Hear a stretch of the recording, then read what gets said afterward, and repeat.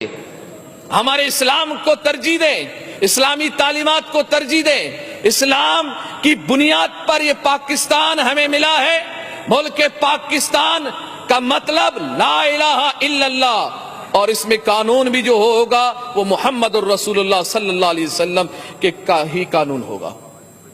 اور یہ بات ایک اور بات خاص، آپ اس پر جو بھی آپ تبصرہ کریں، جو بھی آپ کہیں، وہ یہ کہ کسی کی بھی لیڈر پر جب بات آتی ہے، کل میں نے دیکھا، پرسوں میں نے دیکھا زرداری صاحب کے متعلق بات ہوئی اور آپ لوگوں نے غم و غصے کا اظہار کیا، ٹھیک کیا آپ نے، آپ کا قائد ہے، آپ کا حق ہے کرے،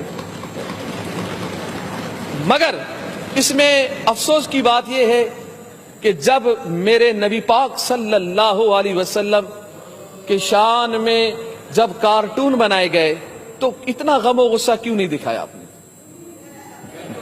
نہیں، جتنا شور آپ لوگوں نے اس وقت کیا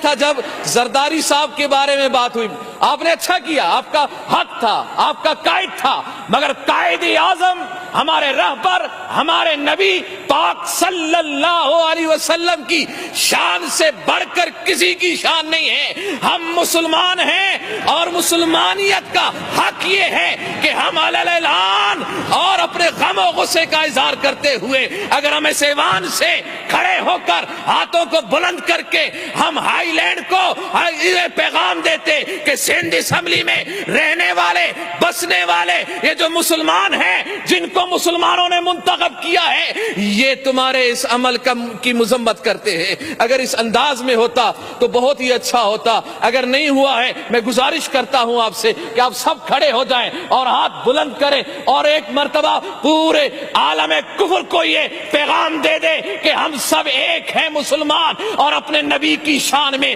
کوئی گستاخی نہ برداشت کرتے ہیں نہ کریں گے۔ آئندہ کے لیے بھی پیغام دے دے۔ آپ اگر میری بات سے اتفاق کرتے ہیں تو کھڑے ہو کر ہاتھ بلند کر کے یہ اعلان کریں کہ یہ سندھ اسمبلی اس بات کی گواہی دے رہی ہے کہ آج کے بعد میرے نبی کی شان میں اگر کوئی گستاخی کرے گا تو مسلمان خاموش نہیں بیٹھیں گے۔ ہم آپ کے ساتھ ہیں۔